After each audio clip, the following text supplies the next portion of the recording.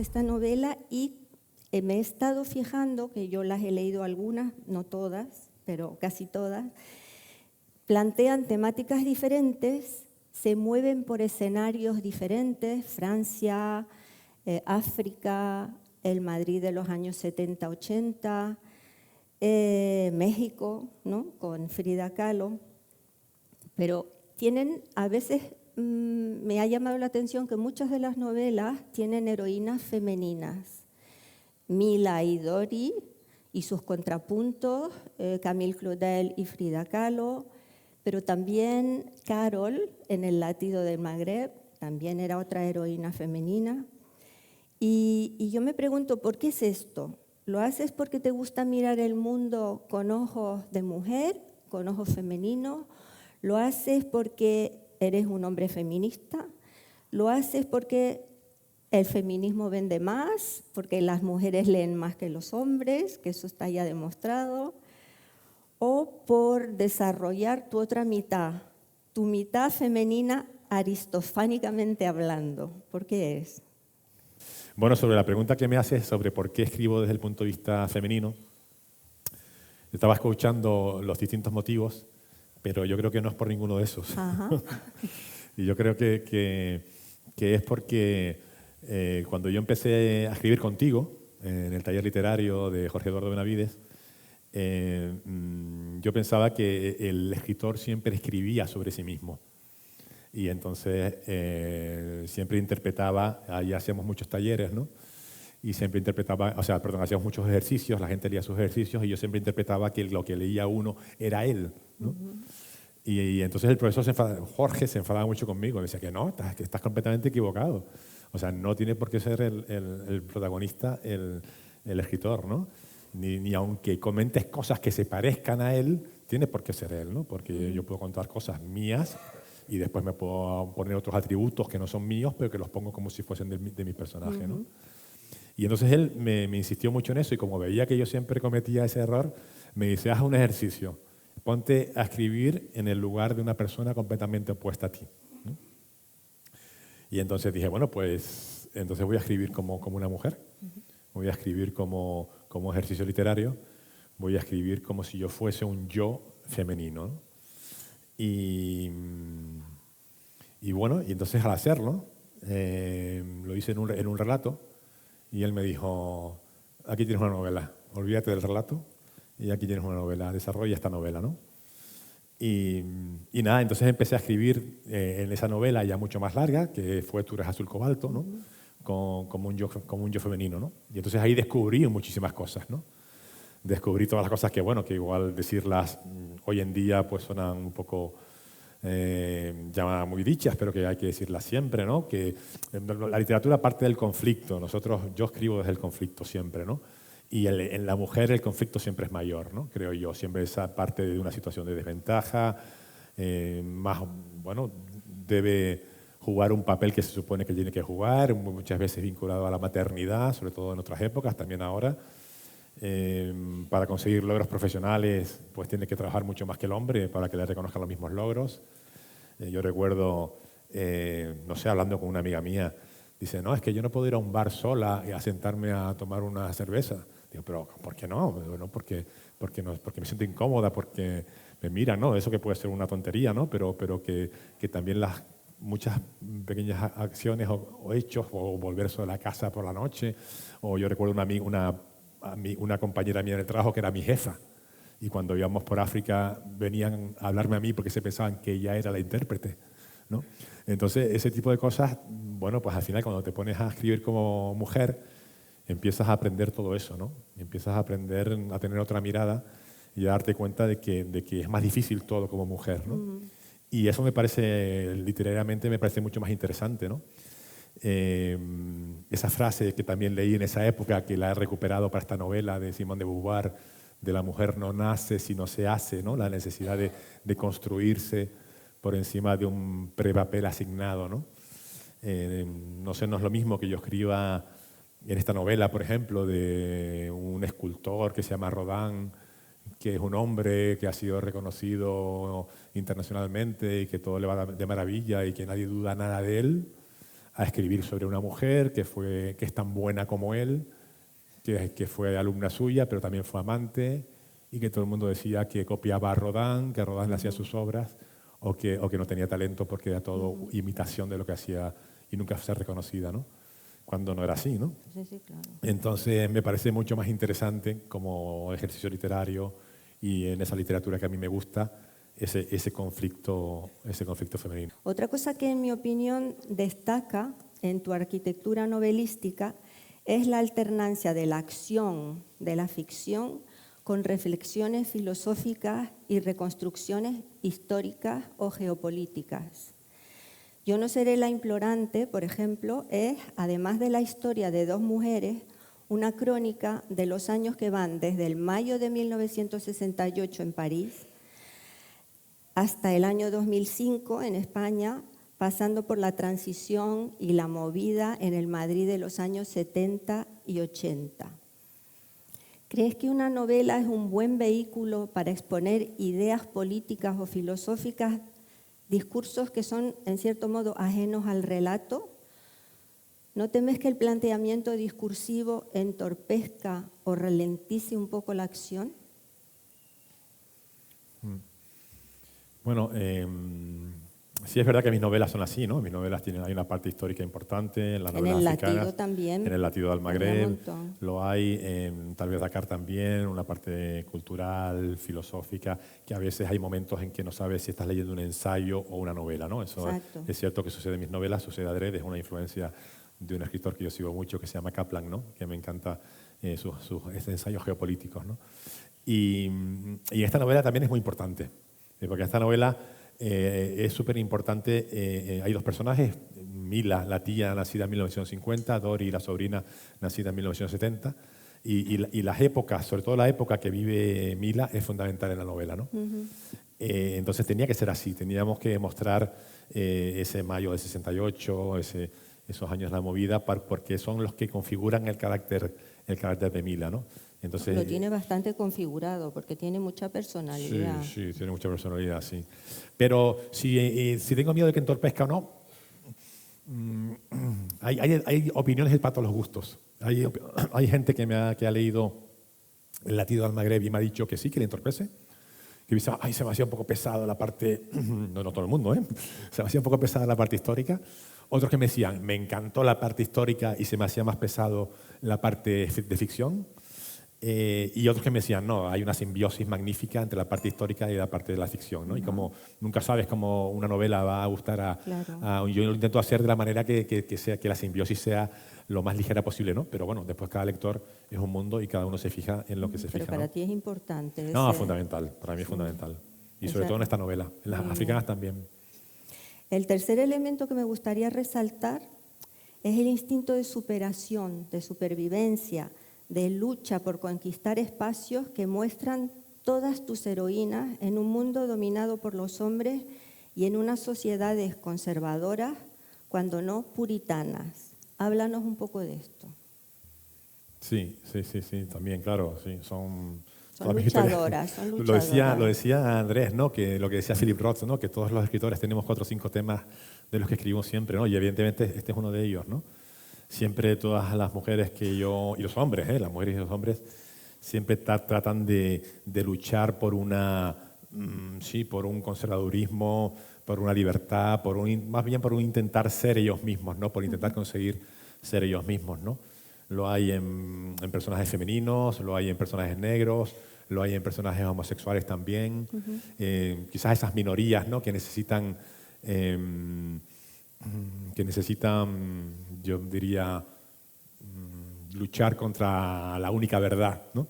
La única verdad que muchas impuesta, ¿no? Hay mucha gente que piensa que es una única verdad, que hay una única verdad, ¿no? La única verdad única y que todo el mundo tiene que ser así, ¿no? O tienen que ser las cosas como ellos dicen, ¿no?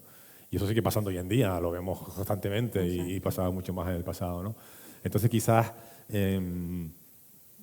no sé, ahora en el latido del Magreb, cuando hay un secreto, ¿no? Con unas puertas escondidas, aparece tallado la única verdad, ¿no? Y después tienes que abrir las puertas para descubrir cuál es el secreto que lucha contra esa única verdad, ¿no? Entonces sí, yo creo que es por eso, es para luchar contra aquellos que promulgan una única verdad. Pero no para luchar tampoco, sino para mostrar las distintas posibilidades, ¿sabes? Porque yo creo que tampoco pretendo adoctrinar de nada, ¿sabes? Los escritores, si adoctrinan, no son escritores, entonces, ¿no? Entonces los escritores tenemos que plantear las distintas posibilidades y que después cada uno se sitúe donde quiera, ¿no?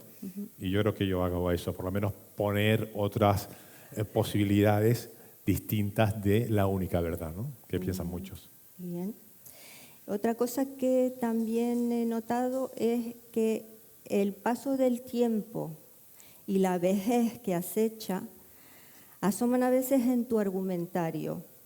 De hecho, la escultura de Camille Claudel que ilustra la portada, La Implorante, que la tienen aquí, los que tienen el libro, está aquí la escultura de La Implorante, es un detalle de otro grupo escultórico mayor conocido como la Edad Madura. Dori, al principio de la novela, dice: he cumplido 35 años y quiero seguir agarrándome a la vida. ¿Hay que hacer esfuerzos por agarrarse a la vida a los 35 años? Sí. ¿Y a los 55? ¿Qué es lo que tengo ahora? ¿Da vértigo el paso del tiempo? Bueno, hay que agarrarse a la vida siempre, ¿no? Es cierto que no voy a desvelar nada porque lo pone en la contraportada, ¿no? Pero Dori ha vivido una situación de ruptura, ¿no? con su vida y buscando otras vidas. Y la vida que tiene ahora no termina de convencerla, ¿no? No encuentra nada que la motive, ¿no? Porque la gente que conoce la aburre, los temas de los que habla la gente no le interesan, no se siente motivada por nada y tampoco tiene su pasado porque rompió con su pasado, ¿no? Entonces ella dice, tengo 35 años y que me tengo que agarrar a la vida de alguna manera, ¿no? Entonces ella, en su caso particular, tiene que agarrarse a la vida. Después, también hay una escena que tampoco voy a decir porque sería, pero muy interesante, de agarrarse a la vida a los 55, que para mí es de las mejores escenas de la novela. Pero sí, a los 55 también hay que agarrarse a la vida. Yo constantemente pienso cómo me tengo que agarrar a la vida, ¿no? Porque, bueno, la vida es evidentemente, no voy a poner aquí a filosofar, ¿no? Pero es un compendio de cosas y cada uno tiene que buscar lo que le agarra a la vida, ¿no? ¿Qué me agarra a mí a la vida? La literatura. Claro. Es lo que me agarra a mí a la vida. Sí, el trabajo está muy bien, tengo un trabajo ahora que me encanta, disfruto muchísimo, ¿no? Pero no es suficiente para agarrarte a la vida, ¿no? Después evidentemente está la familia, los amigos, todo, ¿no? Pero siempre hay algo. Yo por lo menos necesito algo más, ¿no? Y agarrarme a la vida es esto, es agarrarme a la vida, es compartir con Malandra, contigo, ¿no? Estar aquí, ¿no? Y disfrutar de la literatura y poder experimentar mi visión del mundo a través de los libros, ¿no?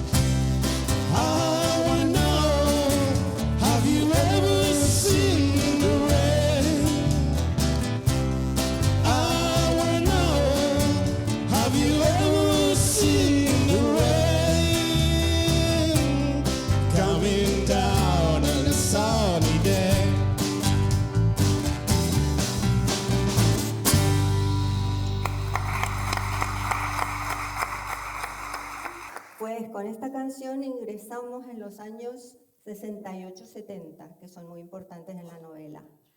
Las revueltas estudiantiles en los últimos años de la dictadura, los grises cargando a caballo, los cantautores, los libros prohibidos, todo ese ambiente efervescente y fértil que precedió a la transición. En un momento álgido, recreas un enfrentamiento entre los estudiantes y la policía de una manera muy vívida. ¿Cómo te has documentado? ¿De dónde has sacado esa información tan realista? Es como si lo hubieras vivido en primera persona, tú que en esa época eras un niño. Ni siquiera era un niño, no había nacido todavía. No habías nacido. Bueno, el 70 No. sí, en el 70 En el sí. 79, en el Sí, 70 sí, en el pero eso está en el 69, 68, sí. bueno. En el 68 nació Toto, yo nací en el ¿Y 69. cómo Toto lo es más viejo que yo. cómo lo has hecho tan realista? Eh, bueno, esta escena yo ya está contada, es la segunda vez que la cuento, porque ya está contada en La ciudad de las miradas, una escena similar que ya me había documentado para ella. Y ahí funcionó mucho mi padre, que me, que me sirvió de informante, ¿no? Bueno, pues... Pues tampoco hay documento. No, sí hay. Sí Si hay miras, documento. no hay mucho cine, pero sí hay cosas, sí, si te buscas, sí hay. Pero hay un elemento diferenciador, creo yo, en esta documentación, ¿no? Y es que cuando le di la novela a mi editor, y mi editor la leyó, bueno, lo que voy a decir ahora es de los 80, que me voy a adelantar un poquito, me dijo mi editor, hay mucha música de los 80, ¿no? Y dice, Pablo, te falta glutamato yeye. Tienes que meter a glutamato yeye, porque fue uno de los grupos más rompedores, más irreverentes, y tienes que meter glutamato yeye. Y yo no había metido glutamato yeye, y en cambio yo sí había escuchado mucho glutamato yeye, y había comprado ese doble LP en directo en el 87, cuando yo tenía 17 años, ¿no? Y mis amigos se reían de mí porque escuchaba esas cosas.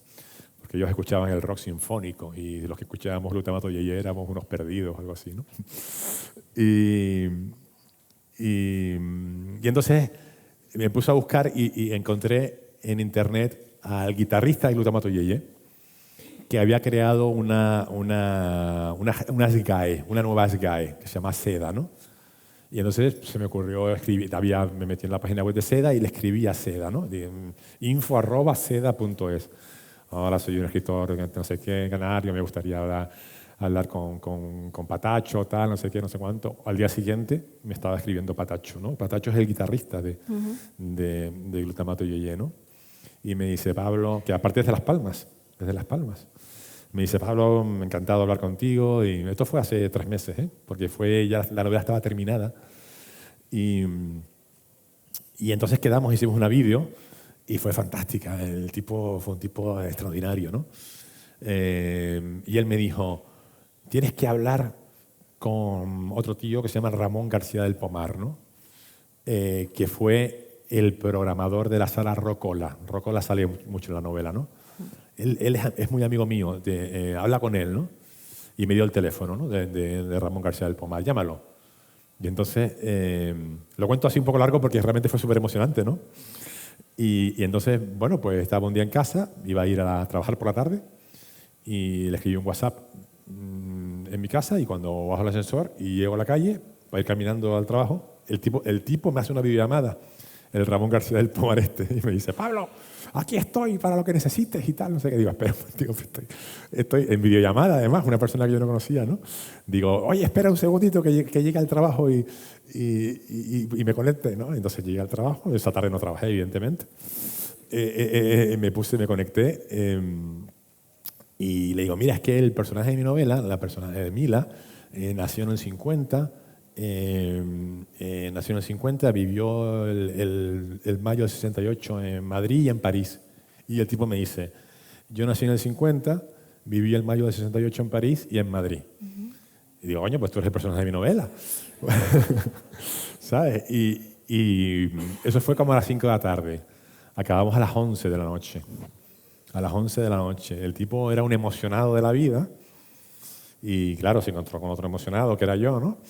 Y entonces el tipo me contó un montón de cosas súper interesantes de ese momento, ¿no? Porque él lo había vivido, ¿no? Lo que más gracia me hizo fue lo de los cacatúas, ¿no?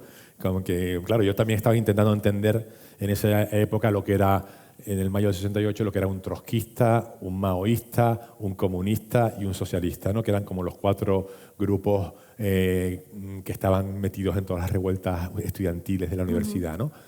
Y él decía que él era trotskista, ¿no? Que los trotskistas eran los más salvajes, los más agresivos y los que se ponían en primera línea en las manifestaciones para recibir los palos.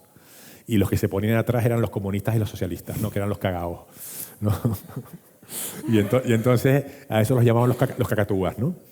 Y a mí eso me hizo mucha gracia, ¿no? Digo, coño, esto no está en la novela, lo voy a poner. O sea, que fue él el que te sí, contó yo creo que todo. el punto de extra de realidad, de realismo que tú has notado y que me encanta que me lo digas, yo creo que salió de esa conversación con... Porque hay más, él me contó como 7, 8, Sí, los sí, porteros, claro, ¿no? claro. Los porteros. Y cuando había las manifestaciones, los porteros, Cerraban los portales. todos se ponían en la puerta con una porra a darle a los pibes, ¿no? Porque los pibes y como los porteros eran como los escuchantes del régimen, los informantes, ¿no? Pues no querían que ningún pibe de estos macarras comunistas, trotskistas, se metiesen en los portales a escapar de los grises, ¿no? Y entonces cuando pasaban por ahí, ¡boom!, les iban dando palos, ¿no? Y eso me encantó y está en la novela, ¿no? Entonces yo creo que ese punto de realidad me lo dio y se lo agradezco, ¿no? Al final de la novela, en los agradecimientos, le agradezco a él todo lo que me aportó en esa conversación, ¿no? Muy bien. Pues yo en cambio sí asistí en directo a muchas escenas como esa, porque en 1971 empecé la carrera de filología en la Complutense y me alojaba en un colegio mayor en el campus. Y por eso, porque estuve allí, me llama la atención un montón una discusión que mantiene Mila con su padre y con su hermana, donde expresa sus ideas políticas y filosóficas con mucha crudeza. Y me choca porque yo creo que en 1968 una jovencita no se atrevía a expresarse así. No solo porque le faltaba el respeto a su padre, sino porque no tenía cómo informarse ni documentarse. O sea, no había todavía internet ni se soñaba. O sea, antes era muy difícil acceder a la información, sino de primera mano no había información, si no te lo contaban no lo podías leer, pero era muy difícil documentarse. Había mucho miedo a la censura. Tú has hablado de los porteros, pues había eso, informantes, había miedo. Cuando tenía 25 años me fui a dar un viaje de vuelta al mundo en solitario y bueno, iba con mi viaje existencialista y intimista de superación personal, etcétera, ¿no? Y estaba en Australia y estaba en Alice Springs, ¿no? Alice Springs en el centro de Australia. Y estaba yo ahí solo, ¿no? Y estaba leyendo un libro que me había comprado en una librería de segunda mano en Indonesia, en Yakarta, que era el único libro en español que había en esa librería, que se llamaba Tiempo de cerezas, ¿no? Tiempo de cerezas de Montserrat Roig. Y el libro hablaba sobre todas las luchas y todas las peleas y todas las revueltas contra Franco, algo que yo con 25 años no tenía ni idea. Porque para mí Franco era un señor que se murió un día ahí en la tele y que la gente iba ahí a su sepelio y que quitaron la tele y pusieron dibujos animados y nos fuimos al colegio ese día, ¿no? Y para mí Franco era eso. Yo no tenía, con 25 años en el 94, yo no tenía una visión de lo que era Franco realmente, ¿no? Sí, sabía que había existido y tal, pero... Entonces ese libro me impactó, ¿no? Y en Alice Springs lo que pasó en Australia fue que estaba allí en un sitio de música de jazz con unos malandros australianos y había un buffet y me puse y de repente había unos españoles allí conmigo que estaban ahí también, ¿no? Y entonces, ¿qué tú qué haces aquí solo? Bueno, tal, eran como podían ser, yo tendría 25 y ellos tendrían 45 o algo así, ¿no? Eran una pareja, chico y chica, ¿no? Y entonces, venga, ponte a comer con nosotros, ¿no? Y entonces salió el tema del libro de Montserrat Roig y yo le conté y entonces ellos se quedaron absolutamente, cuando yo les conté que para mí Franco era lo que he dicho antes, me miraban como si yo fuese un marciano y me decían, pero tú, ¿en qué mundo has vivido tú? Pero tú, ¿dónde has estado metido tú estos 25 años que no sabes nada de esto, ¿no? Y me dijeron, nosotros, ellos habían sido sindicalistas, habían estado relacionados de alguna forma con los asesinatos de Atocha, ¿sabes? Habían estado en todo el meollo, en toda la revolución, en todas las revueltas de Franco, ¿no? Y ella, la chica, me dijo, yo tuve muchos problemas en mi casa porque le hablaba a mi padre de una manera que a él no le gustaba, ¿no?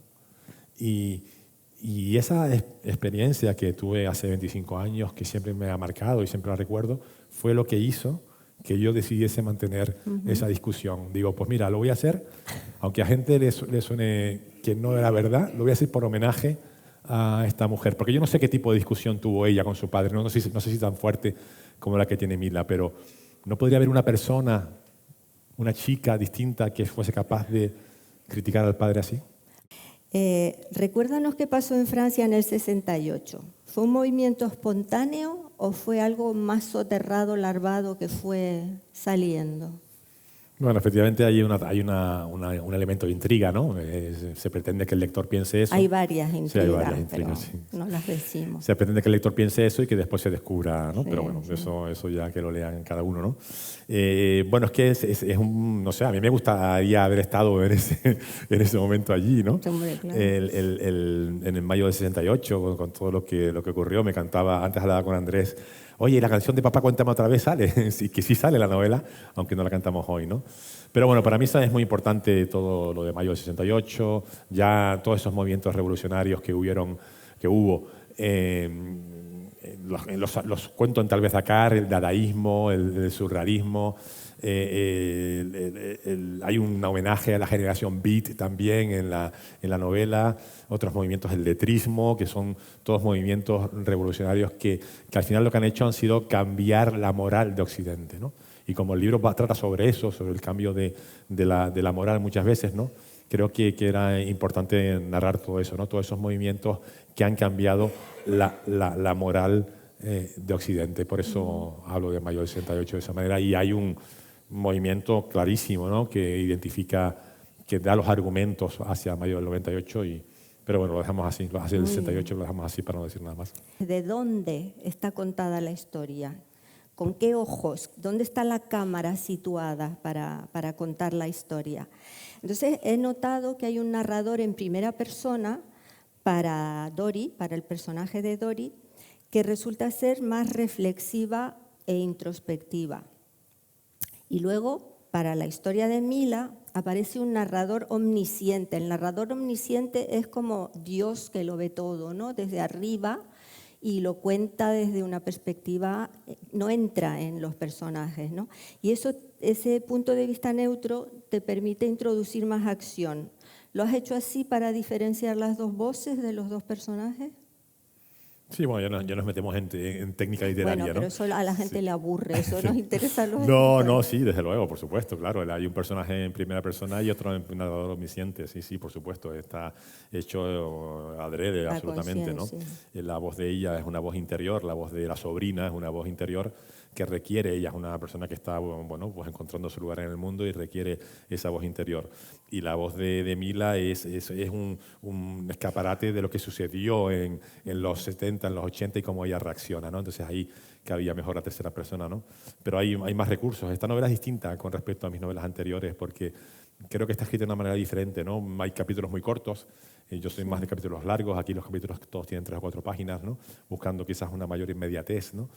Y después hay muchos registros distintos, ¿no? Hay epistolar, conversaciones de teléfono, que son solamente conversaciones, hay primera persona, hay emails, ¿no? Entonces es un poco intentar hacer recursos poner distintos recursos en la novela para al construirla sea más variada e intentar que sea más amena, ¿no? Hay un claro intento de eso en esta novela, desde luego. Pues no aburrimos más a la gente con los tecnicismos y volvemos a darle paso a la música. Como tú, en un sitio como este, ¿qué clase de aventura has venido a buscar?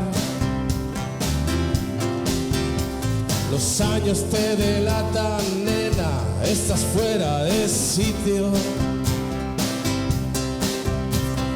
Vas de caza, vas a cazar.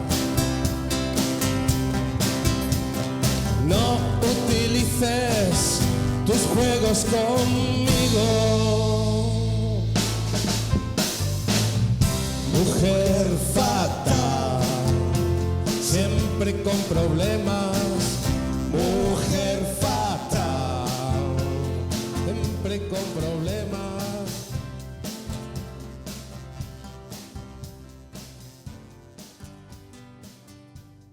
Dices de Mila, así se sentía ella, dionisíaca y apolínea a la vez. O sea, agüita, ¿no? Y también dices que Mila se arrepiente de crear por lo que dirán los otros y no por lo que siente de verdad. Decide no malgastar su vida en la inautenticidad. ¿Podríamos decir que Mila es el alter ego de Pablo?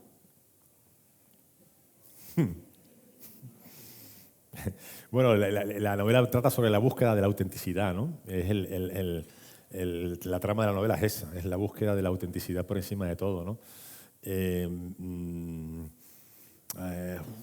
Fíjate, ahora me lo pregunta justo antes de venir, me salía en Facebook un recordatorio de una cosa que yo colgaba hace 8 años, ¿no? De estas que te salen y era de Frida Kahlo, que decía, por lo menos he intentado vivir siendo lo más auténtica posible que he conseguido, ¿no? Lo más auténtica o lo más parecida a mí misma, ¿no? Algo así decía, no lo he explicado bien. Pero sí, esa es la búsqueda de Mila, ¿no? Ser una mujer auténtica. ¿Es mi alter ego? Sí, pues evidentemente, ¿no? Yo tengo... ya me vas a obligar a decir cosas personales. No, me refiero a... Sí, por aquí está Juan Carlos Acosta. Juan Carlos me dice siempre, tú en tu vida eres súper prudente, súper tranquilo, pero en tus novelas eres un salvaje. ¿Por qué es eso, no? Y es verdad, en las novelas soy otra persona, ¿no? Y quizás porque me guste ser más como soy en las novelas que como soy en la vida real, ¿no? Eres apolíneo en la vida y dionisíaco en las Pues novelas. es verdad, sí, soy apolíneo en la vida y dionisíaco en las novelas, ¿no? Y ella que ha leído a Nietzsche, que por eso le critica al padre, ¿no? Se siente así, ¿no? Se siente moderada a veces y revolucionaria a veces, ¿no?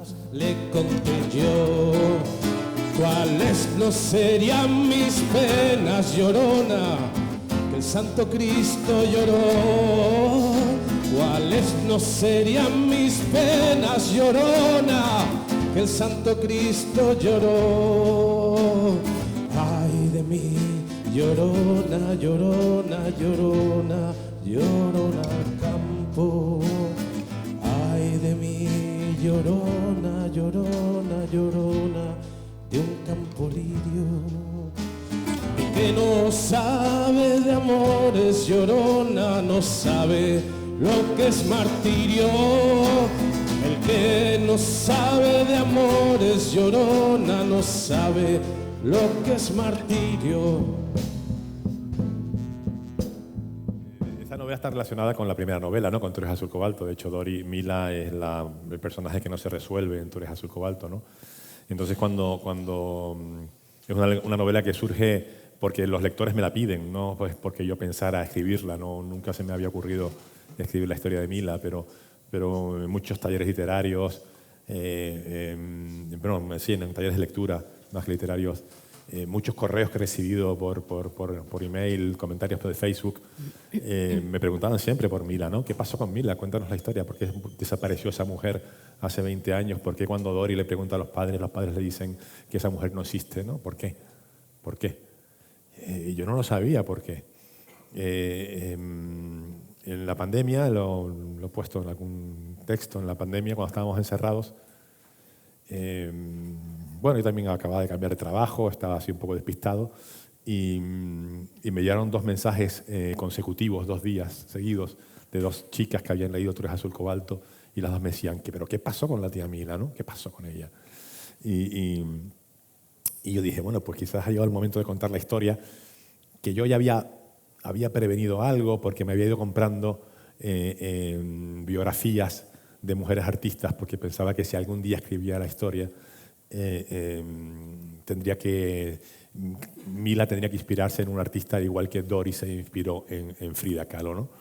Y ahí leí varias. Leí a Eleonora Carrington, que vivió una vida también apasionante, aunque no tanto como Camille Claudel.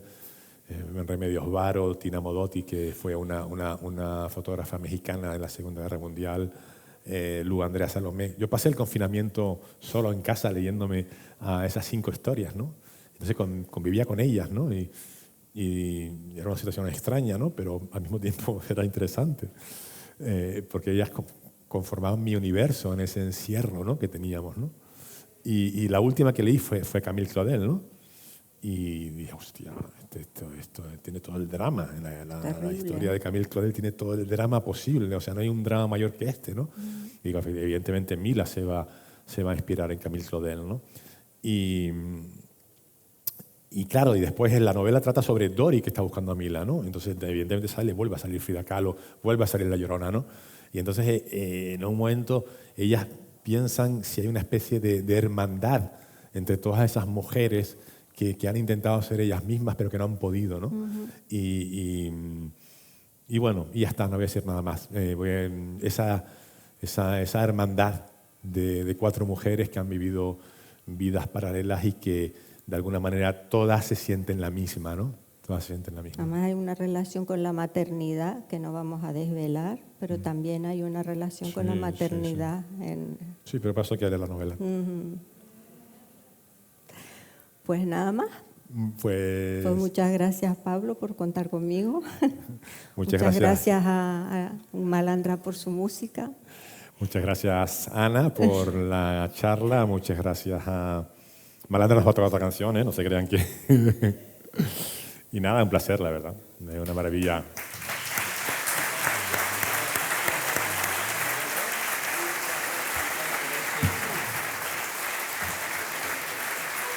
Gracias. Bueno, Pablo nos pidió que nos despidiésemos con una canción que a él le gusta mucho, La chica de ayer. Así que nada, vamos a tocarla. Vamos a tocarla. Y si después, si quieren otra, digan otra y a ver si cantan otra. ¿Qué tal, Luis?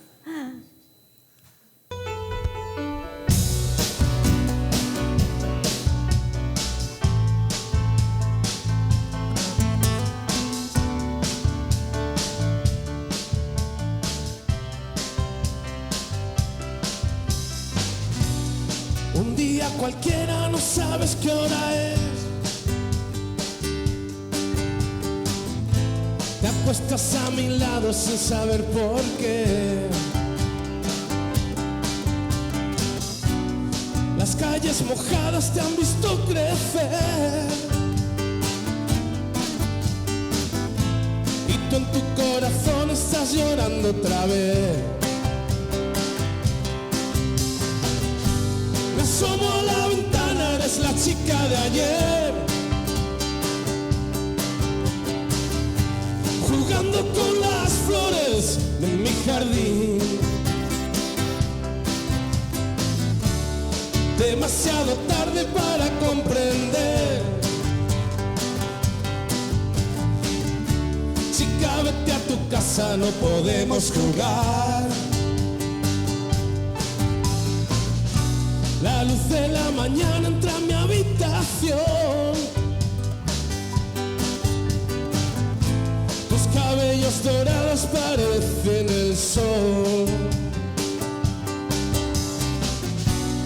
Luego por la noche al penta a escuchar canciones que consigan que te pueda amar. Me asomo a la ventana, eres la chica de ayer. Demasiado tarde para comprender. Chica, cabeza da vueltas persiguiéndote. Mi cabeza da vueltas persiguiéndote.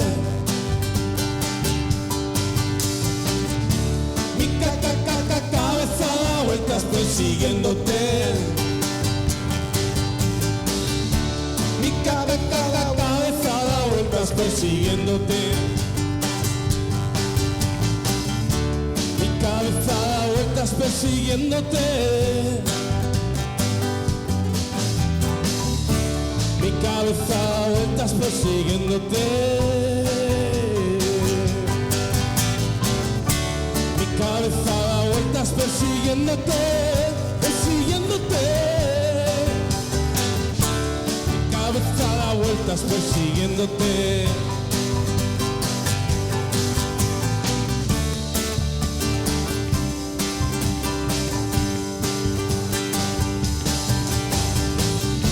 Mi cabeza da vueltas persiguiéndote.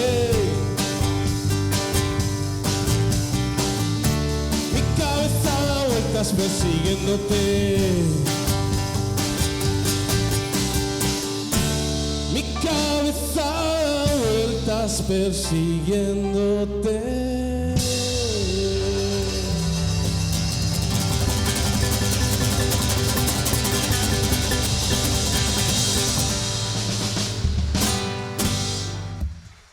Gracias.